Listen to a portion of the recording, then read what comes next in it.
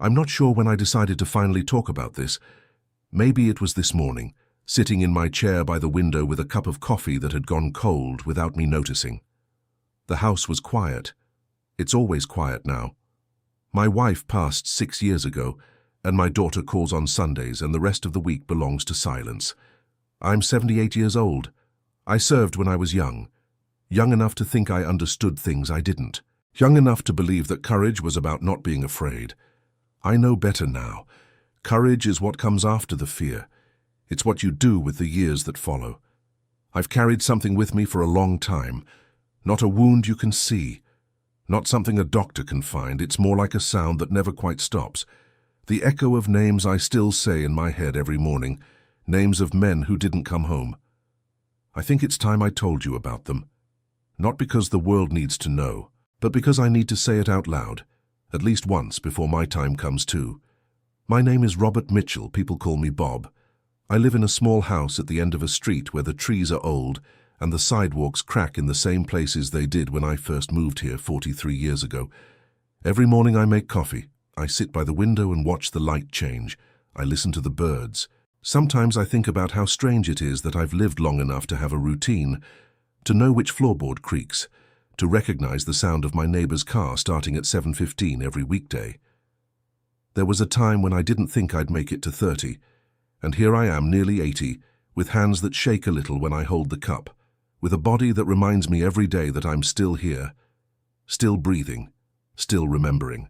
The easy part to tell is that I served, came home, got married, raised a daughter, worked for 32 years. The harder part is what I didn't say for 40 years. It took me 40 years to understand something very simple, something no one teaches you when you're young and proud and convinced that you already know enough. It took losing people. It took watching my wife grow old beside me and then lose her anyway. It took holding my grandchildren and realizing how fast time moves when you're not paying attention. Life doesn't wait. The people you love won't always be there. And the things you think you'll say tomorrow, the apologies, the gratitude, the simple words that mean everything, those things disappear if you wait too long. I learned that the hard way.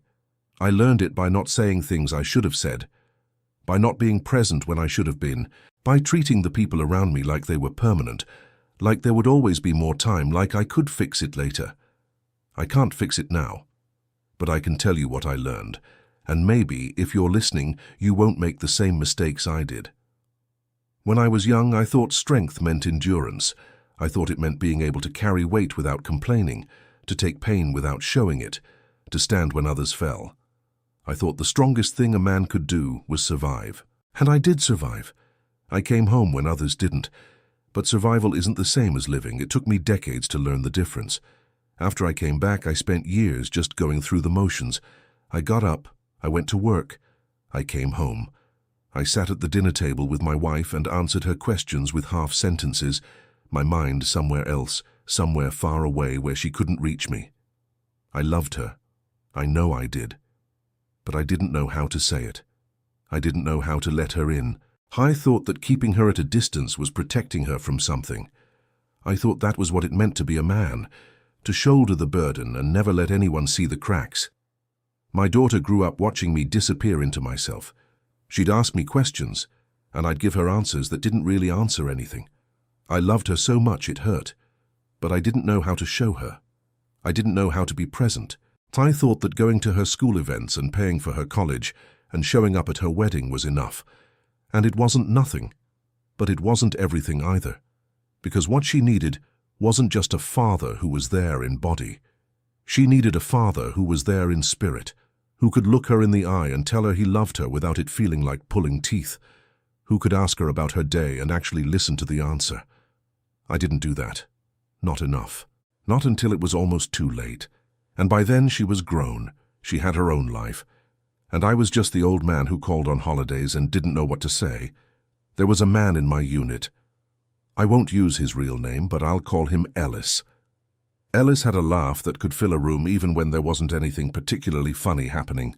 He was the kind of person who made you feel lighter just by being around him. He used to hum the same song over and over, some tune his mother sang to him when he was a kid, and it drove everyone crazy, but we loved him for it. He talked about opening a garage when he got home. He had it all planned out. The name, the location, the kind of tools he'd need. He talked about it so much that we all believed it was going to happen. We could see it. This little garage with Ellis standing out front, grease on his hands, grinning at every car that pulled in. He was 22 years old. He didn't make it home. And for years I couldn't think about him without feeling like I'd failed him somehow. But the truth is, he's gone. And I'm here, and that's just the way it is. There was another man. Let's call him Carter. Carter was quiet. He wrote letters every single night. Didn't matter how exhausted he was. He'd pull out a piece of paper and a pen, and he'd write to his wife. Long letters. Pages and pages. He never let anyone read them, but you could tell from the way he folded them so carefully, the way he sealed the envelopes like they were something precious, that every word mattered. He used to say that writing to her was the only thing that kept him sane. He made it home. But he wasn't the same, none of us were. I saw him once, maybe 5 years after we'd been discharged.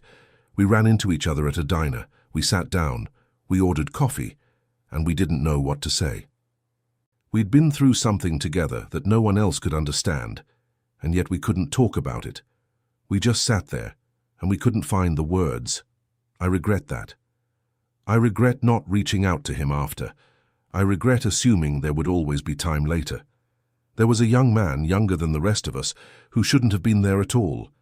He lied about his age to enlist. We all knew it, but no one said anything. He had this way of looking at the world like everything was an adventure. He used to talk about his little brother, how he was going to go home and teach him to play baseball, take him fishing, show him how to fix a car. He had all these plans, all these dreams, and then one day he just didn't come back, and I had to write a letter to his family. I had to tell them that their son, their brother, the boy who'd lied about his age because he wanted to be a man, wasn't coming home. I've written a lot of hard letters in my life. That was the hardest, because I knew what they'd lost. I knew the kind of person he was, and I knew that no words I could write would ever be enough. I still think about him. I still see his face, and I still wonder what kind of man he would have become if he'd been given the chance. A few years after I came home, I started feeling like I owed their families something, like I had to go back and face the people who'd lost what I'd kept. So I did. I looked up addresses. I drove to towns I'd never been to. I knocked on doors. And I told them about their sons, their husbands, their brothers. I told them stories, little things, the way they laughed, the things they cared about, the moments that made them human. Some families welcomed me. They invited me in. They made me coffee. They cried and thanked me. Others couldn't. I knocked on one door and a mother answered, and the second she saw me, she knew why I was there. She didn't say a word. She just closed the door. And I stood there on that porch, and I understood. I understood that some grief is too big to share, that some people need to carry it alone, and I respected that. I sat with a widow once. She was young, too young to be a widow. She had a baby, maybe 6 months old, a little girl who'd never know her father. She didn't cry when I talked to her.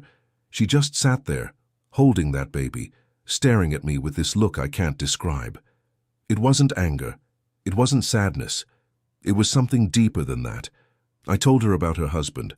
I told her how he used to talk about her all the time, how he carried her picture everywhere, how he said her name like it was a song. And when I finished, she said he never got to meet her. She looked down at that baby and said it again. He never got to meet her. I didn't know what to say. There's nothing you can say to that. So I just sat there with her, in that tiny living room, with the sunlight coming through the window and the baby making little sounds, and I let her sit with her grief. And when I left, she thanked me. I don't know why. But she thanked me, and I carried that with me too. The truth is, I didn't just visit those families for them, I visited them for me. Because I needed to see what my survival had cost. I needed to understand that while I was living my life, going to work, coming home, eating dinner, there were people out there living with holes that would never be filled. People who set tables with one less chair. People who heard a song on the radio and broke down because it reminded them of someone who was gone. I needed to feel that. I needed it to be real. Seeing those families, hearing their voices, watching them hold photographs of people I'd known, that made it real. And it broke me. It broke me in a way I needed to be broken. Because I'd been walking around like I'd survived something, like I'd earned the right to keep going. But survival isn't something you earn, it's something you're given. And what you do with it, that's what matters. For years, I didn't do anything with it. I just existed. I went through the days like I was waiting for something, though I didn't know what. I didn't enjoy things, I didn't appreciate things, I didn't see the beauty in ordinary moments. I treated my life like it was something I was enduring instead of something I was living. I remember my wife asking me once, "Bob, are you happy?" And I didn't know how to answer, because I wasn't unhappy. I just wasn't anything. I was numb. I was going through the motions. I was carrying the weight of men who didn't come home, and I didn't know how to put it down. I didn't know how to let myself be happy when they never got the chance. It felt wrong, like I was betraying them by moving forward, like I was forgetting them if I allowed myself to feel joy. So I stayed stuck. I stayed in that in-between place where I wasn't really living and I wasn't really dying. I was just there, just breathing, just waiting. And then one day I looked at my wife, really looked at her, and I saw how much she'd aged. I saw the lines around her eyes, the grey in her hair, the way her hands moved slower than they used to, and I realized that while I'd been stuck, she'd been living. She'd been growing older. She'd been waiting for me to come back to her, not from the war. I'd been home for decades.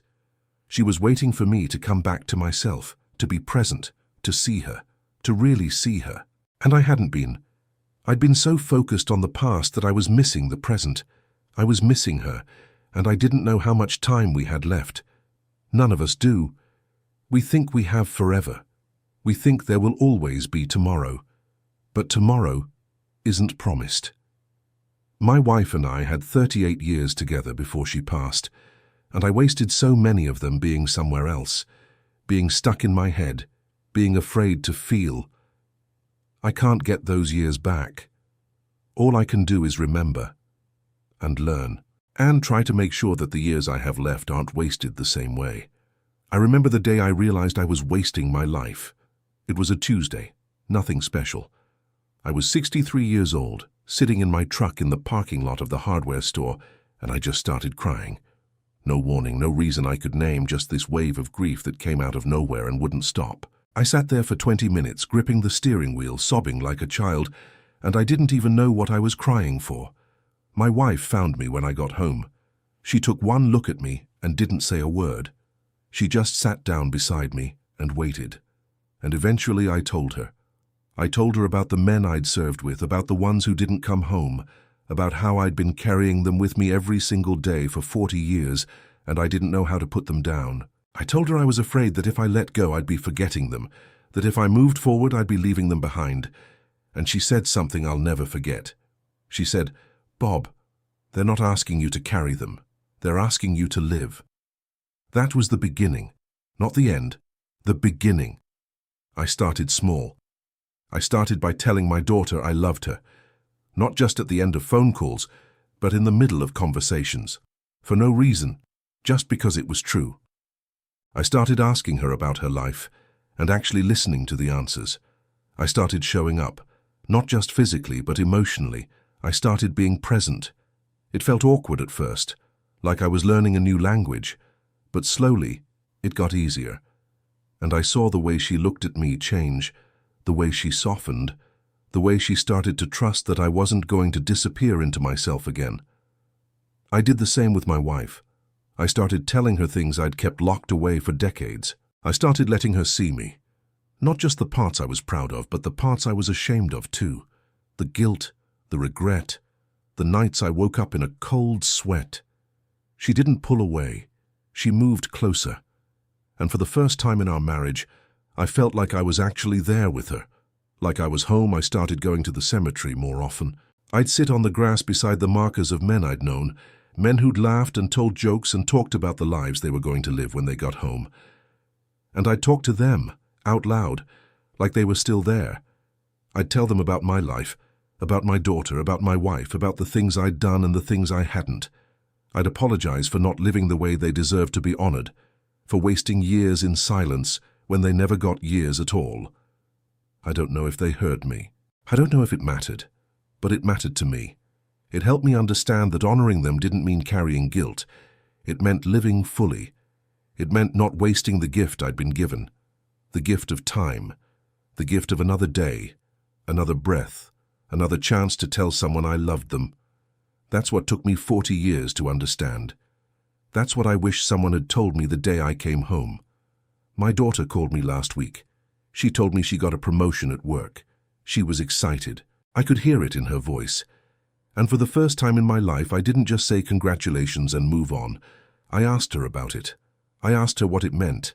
I asked her how she felt. I stayed on the phone with her for an hour, just listening, just being there, just letting her know that I cared. And when we hung up, I sat there in my chair, and I cried. Not because I was sad, because I was grateful. Grateful that I still had the chance to do this, to be present, to show up, to love her the way she deserved to be loved. I don't know how much time I have left, but I know I'm not going to waste it. I know I'm not going to treat the people I love like they're going to be here forever. Because they're not. None of us are. And the only thing that matters is what we do with the time we have. I've been thinking a lot about what it means to honor the dead. For a long time, I thought it meant remembering them, keeping their names alive, visiting their graves, and those things matter. But I don't think that's enough. I think honoring them means living in a way that makes their sacrifice mean something. It means not wasting the life they didn't get to have. It means being present, being grateful, being intentional. It means loving the people around you while you still can. It means telling them how much they matter. It means not waiting for the right moment, because the right moment is now. It's always now. I think about Ellis and his garage. I think about Carter and his letters. I think about that young man who wanted to teach his brother to play baseball. And I think about how none of them got to do the things they planned. None of them got to grow old. None of them got to see their children grow up or hold their grandchildren or sit in a chair by the window on a quiet morning and just be. I got all of that. And for years, I took it for granted. I'm not taking it for granted anymore. I wake up every morning and I'm grateful. Grateful for the coffee, grateful for the sunlight, grateful for the birds outside my window, grateful for the phone call from my daughter, grateful for the memories, even the hard ones, because they remind me that I'm still here, that I still have time, that I can still make a difference, even if it's just in small ways, even if it's just telling someone I love them, even if it's just being present for one more conversation. That's what I wish I'd understood 40 years ago. That presence is the greatest gift you can give someone. That love isn't just a feeling, it's a choice. It's a decision you make every single day to show up, to be there, to not let fear or pride or silence keep you from saying what matters. I wasted so much time being afraid, afraid to feel, afraid to be vulnerable, afraid to let people see the parts of me that were broken. And all that fear did was keep me alone. It didn't protect me. It didn't make me stronger. It just made me lonely. So I'm telling you this now, whoever you are, wherever you are, don't wait. Don't wait until you're 78 years old to understand what I'm telling you. Don't wait until the people you love are gone. Don't wait until you're sitting alone in a quiet house, wishing you'd said the things you were too afraid to say. Say them now. Say them today. Call the people you love. Tell them what they mean to you. Sit with them, listen to them, be present. Don't let another day go by where you treat them like they're going to be here forever. Because they're not. None of us are. Time is the one thing you can't get back. You can't buy more of it. You can't borrow it. You can't save it for later. All you can do is use it. And you can either use it intentionally, with purpose, with love, or you can waste it. I wasted too much of mine. I don't want you to do the same. I know this sounds like advice from an old man who's looking back on his life with regret, and maybe it is. But it's also the truth. The kind of truth you only learn by living it, by making mistakes, by losing people, by realizing too late that the things you thought mattered didn't matter at all, and the things you took for granted were everything. I can't change the past. I can't go back and be a better husband, a better father, a better friend. But I can tell you what I learned. I can tell you that the smallest moments are the ones that matter most, The quiet conversations, the shared meals, the times you sit together in silence and just exist in each other's presence. Those are the moments you'll remember. Those are the moments that will sustain you when everything else is gone. Don't miss them. Don't let them pass you by because you're too busy or too distracted or too afraid to be vulnerable. Show up. Be there. Love with everything you have. That's what I wish I'd done. That's what I'm doing now. I still think about the men I served with. I think about them every day, but I think about them differently now. I don't think about them with guilt. I think about them with gratitude. Gratitude for the time I had with them. Gratitude for the lessons they taught me, even if I didn't understand them at the time. Gratitude for the reminder that life is fragile and precious and not to be wasted. They didn't get to grow old. They didn't get to see their children's weddings or hold their grandchildren or sit on a porch on a summer evening and watch the sun go down. But I did. I got all of that. And the way I honor them is by living fully, by not wasting a single moment of the life they didn't get to have, by being present, by loving deeply, by saying the things that need to be said before it's too late. That's what took me 40 years to understand. That's what I want you to understand now. Before you lose someone, before you run out of time, before you're sitting alone in a quiet room, wishing you'd done things differently. There's a photograph on my mantel. It's old now, faded at the edges, the colors not quite as bright as they used to be. It's a picture of my wife and me on our wedding day. We're young. She's smiling. I'm trying not to cry. And every time I look at it, I remember that day. I remember how nervous I was, how sure I was that I didn't deserve her, how afraid I was that I wouldn't be able to give her the life she wanted. And I think about all the years that came after, the good ones and the hard ones, the times we laughed and the times we fought, the times I was there and the times I wasn't. And I think about how much I wish I could go back and do it again, knowing what I know now. But I can't. All I can do is be grateful for the years we had. All I can do is carry her with me, the same way I carry the men I served with. All I can do is live in a way that honors her memory, that honors all of them, that makes the time I have left count for something. I think about my wife a lot. She's been gone 6 years now, and I still reach for her sometimes in the middle of the night. I still turn to say something to her before I remember she's not there. But I'm grateful for the time we had, grateful that I got to spend the last years of her life really being there with her, really seeing her, really loving her the way she deserved. I think about the conversations we had, the quiet mornings we spent together, the way she'd hold my hand when we walked, the way she'd look at me sometimes like she could see right through me, like she knew exactly what I was thinking. And I'm grateful that I didn't waste those years, that I didn't let them slip by without appreciating them, that I told her I loved her every single day, that I made sure she knew how much she meant to me, because now that she's gone, those memories are all I have. And they're enough. They're more than enough. They're everything. I don't know why I survived when others didn't. I don't have an answer for that. I don't think anyone does. It's just the way things happened. The randomness of life and death. I used to think there had to be a reason, that I was spared for some greater purpose. But I don't think that's how it works. I think I survived because I did, and the only purpose I have is the one I create. The only meaning is the meaning I give it. And what I've chosen is this. I survived so that I could live, not just exist, not just go through the motions, but really live, with intention, with purpose, with love.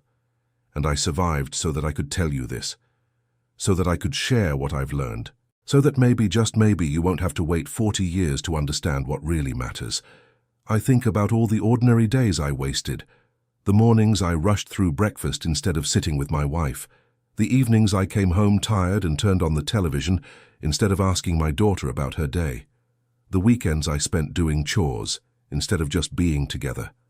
I thought those moments didn't matter. I thought what mattered were the big things, the vacations, the celebrations, the milestones. But I was wrong. What matters are the ordinary days, the quiet moments, the conversations over coffee, the walks around the block, the times you sit together and don't say anything at all. Those are the moments you miss when someone's gone.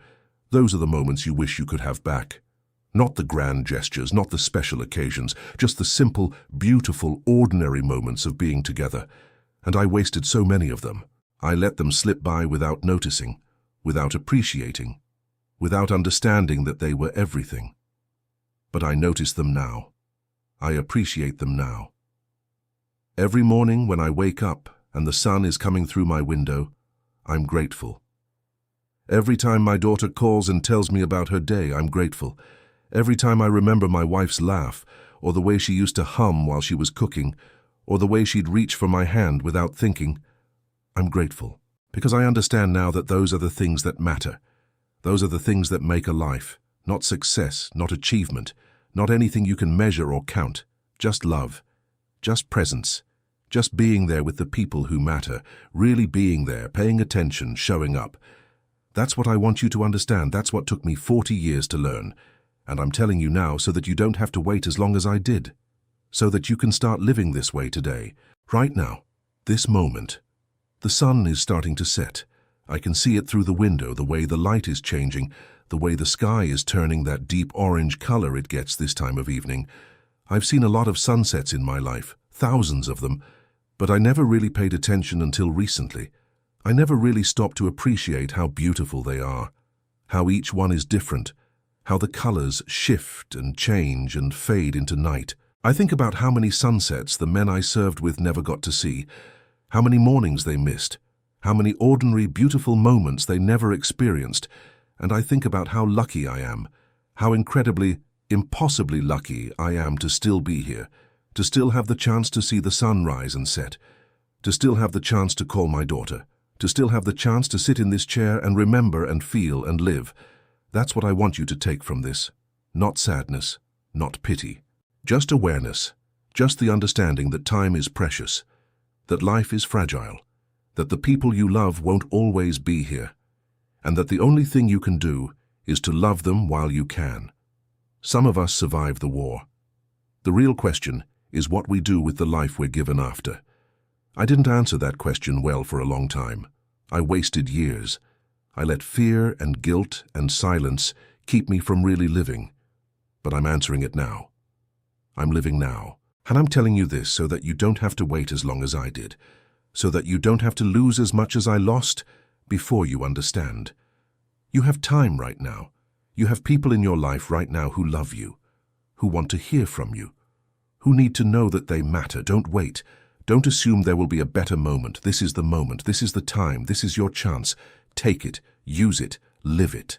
And when your time comes, when you're sitting in a chair like this one looking back on your life, you'll be able to say that you didn't waste it, that you loved fully, that you lived intentionally, that you made it count.